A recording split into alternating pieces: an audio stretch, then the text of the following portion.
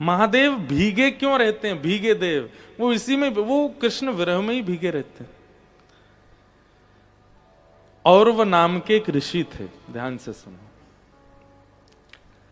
हिमालय पर बैठकर के वो तपस्या करते थे। तो देवताओं का एक स्वभाव है कि जैसे ही कोई तपस्या करने जाता है, देवताओं को यह लगता है कहीं ये इतनी तपस्या ना कर ले कि हमारी पदवी मांग ले, हमारी पदवी छीन ले।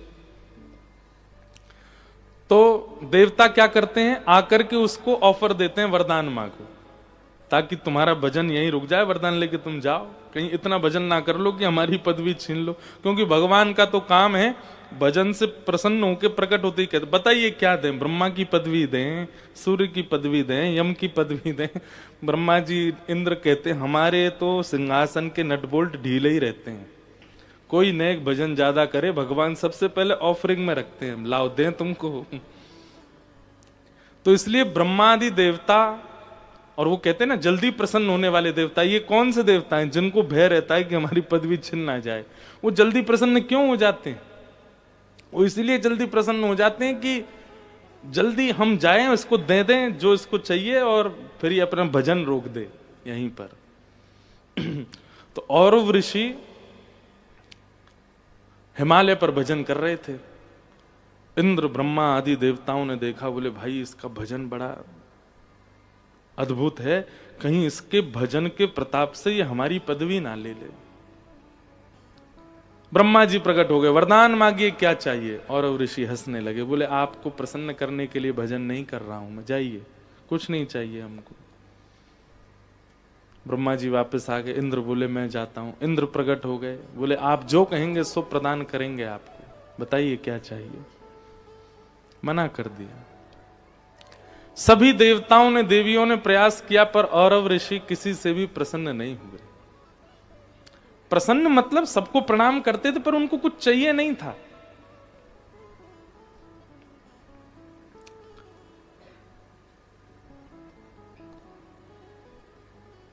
सब दौड़े दौड़े महादेव के पास गए।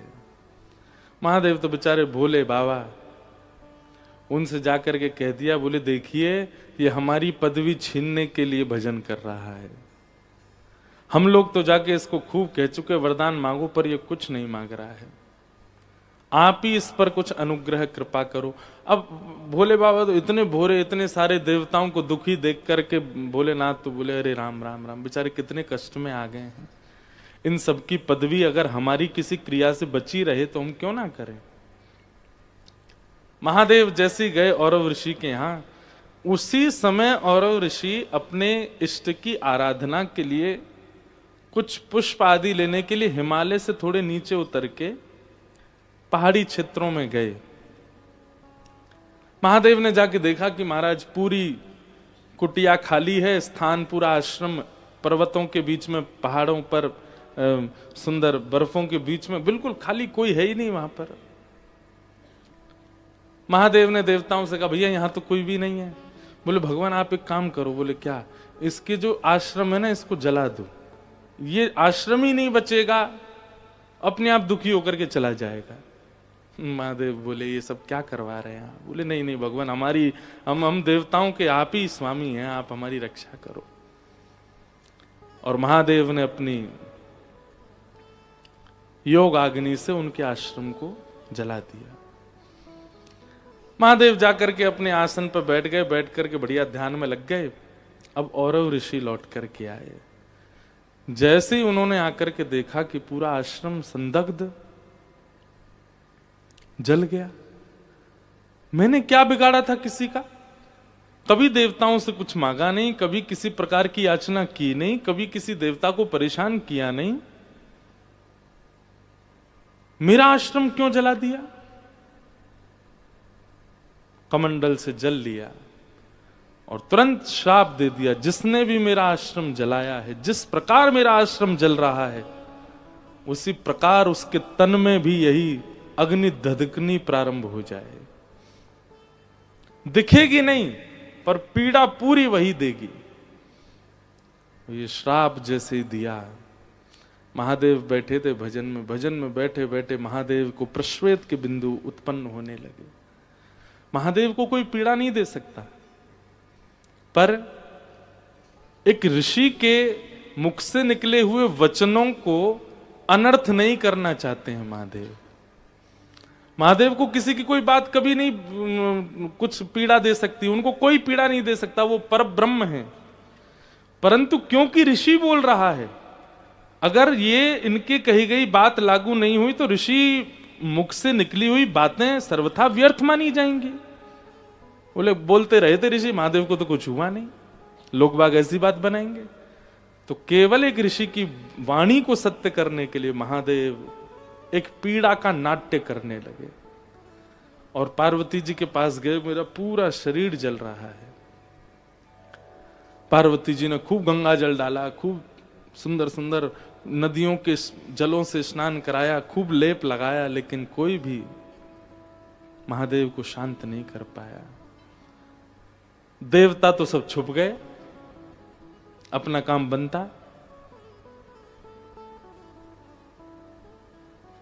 कोई भी नहीं आया देखने के लिए कि महादेव की पीड़ा है। तब साक्षात शंख चक्र गदा पद्मधारी श्रीमन नारायण पधारे और आकर के जब महादेव की उस पीड़ा का दर्शन किया, नेत्र सजल हो गए ठाकुर जी के। और ठाकुर जी ने कहा, पार्वती जी, तीनों लोकों में चाहे देवता हो, चाहे मानव हो, चाहे राक्षस हो, चाहे बंचर हो, चाहे जलचर हो, हर किसी तीनों लोकों में प्रकट होने वाले हर किसी व्यक्ति की एक ही वैद्य है और वो है गौ माता। आपने गैया का आह्वान किया? नहीं, अभी तक तो नहीं। बोले अब गैया को बुलाओ।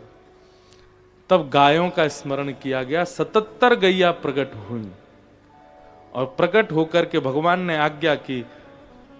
महादेव एक शिला पर बैठ गए और 77 गैया चारों ओर ऊंची शिलाओं पर खड़ी हो गई। उनके थन से जब दुग्ध प्रकट हुआ, तुरंत महादेव के मुखमंडल पर मुस्कान आ गई, प्रसन्न हो गए, नेत्र आंखों में सजल हो गए। ठाकुर जी के इस मंगल प्रयास को देख करके महादेव की वह पीड़ा शांत होने लगी।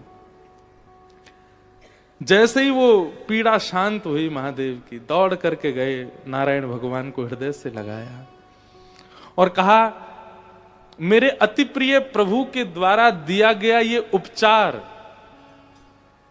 ये केवल उपचार नहीं है, ये मेरे लिए सबसे बड़ा उपहार है आपकी ओर से। जब तक पृथ्वी है तब तक हम ये नियम बना देंगे कि सब हम पर दुग्धाभिषेक करें, क्योंकि जब वैष्णव दुग्धाभिषेक करता है तो प्रभु श्री महादेव को नारायण का स्मरण होता है और ये पूरी घटनाक्रम उनको याद आने लगती है।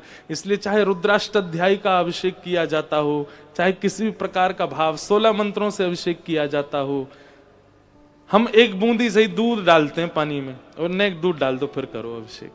क्यों? दुग्ध का स्पर्श होते ही महादेव प्रसन्न हो जाते हैं और उनको वो याद आने लगता है कि ठाकुर जी ने मेरी एक बार पीड़ा को दूर करने के लिए कैसे गैयाओं को प्रकट किया। तब से महादेव पर दुग्धाभिषेक, पंचामृत अभिषेक, ये सब क्रिया होती है। बंधुओं, एक बात हम कहें, आप यदि वृंदावन के उपासी हो, यदि आप श्री राधा कृष्ण उपासी हो, आज महाशिवरात्रि का पावन पर्व, राधा कृपा कटाक्ष, कृष्ण गोपाल सहस्रनाम आदि आदि इन सब भावों को उच्च स्वर में महादेव को सुनाइएगा, गीत गोविंद सुनाइएगा।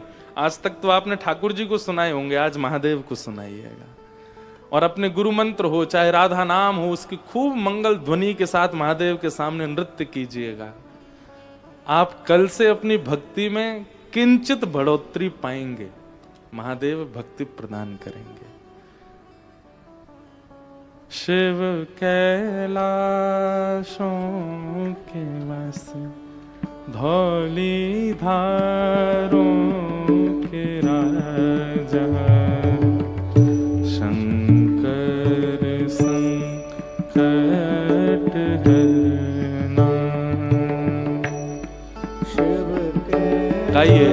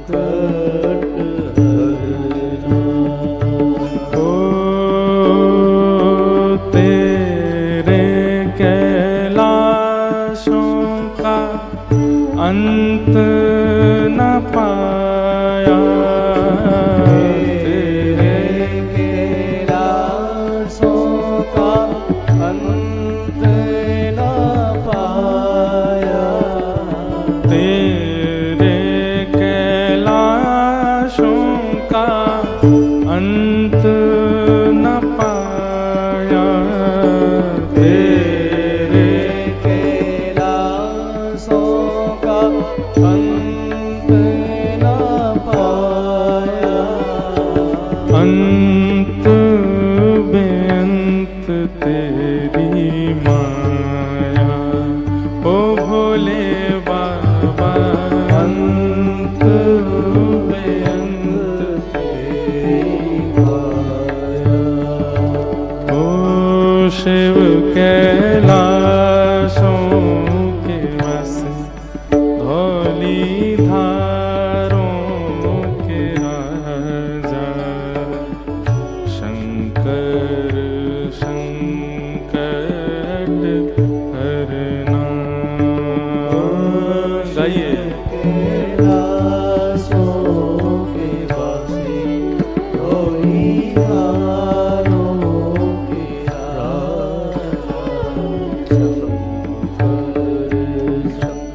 शंकर श्री गोपेश्वर महादेव की जय।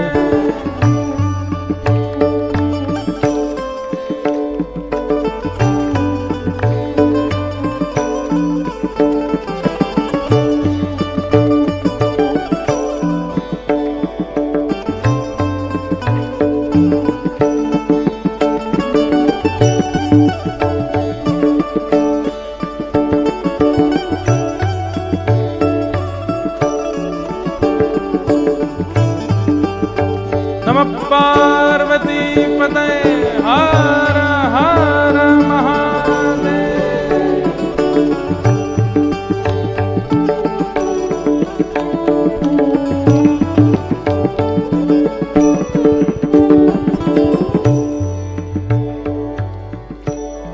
ओ बेल की पत्तियां भांग धतूरा, बेल की पत्तियां भांग धतूरा, भेल की पत्तियां भांग धतूरा, बेल की पत्तियां भांग धतूरा, शिव जी के मन को लुभाए, ओ भोले बाबा।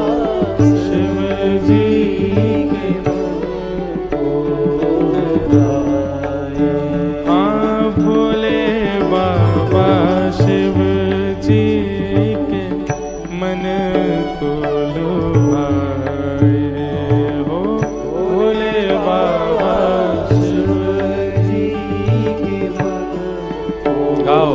लुभाए, ओ शिव कैलाशों के बस धौली धारों के राजा, शंकर संकट हरना। ओ शिव कैलाशों के वासी धौली धारों के राजा, शंकर संकट हरना।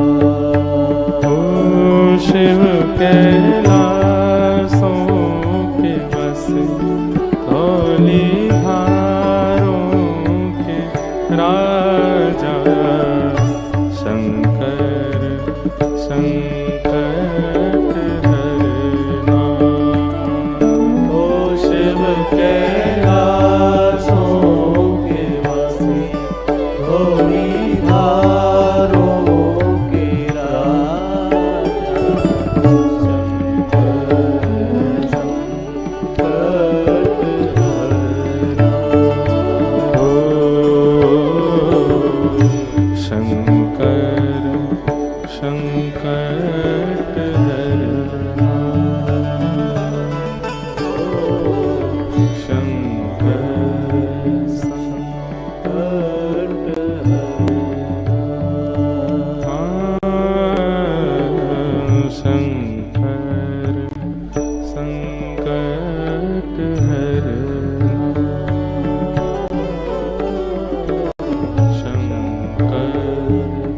शंकर